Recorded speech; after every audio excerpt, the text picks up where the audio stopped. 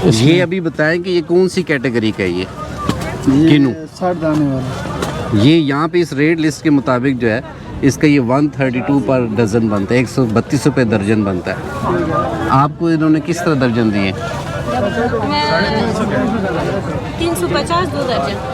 350 2 दर्जन, तो वो इस रेट से तो ज़्यादा हो गया ना। ठीक है, 170 या इस तरह से वो आपका वो बन गया, जबकि इसमें जो है ये सबसे लो कैटेगरी वाला 132 वाला, ये छोटा किनू। आप क्यों ओवर चार्जिंग करते हैं इनसे? रेट लिस्ट भी आपने डिस्प्ले नहीं की है।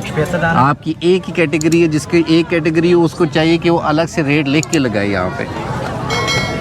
इनको अरेस्ट कर लें, इसको गिरफ्तार कर लें। रेट लिस्ट डिस्प्ले भी नहीं है और ओवर चार्जिंग भी की है। इनको दे के तो, और इनको सही रेट पर दे, इनको सही रेट पर दे।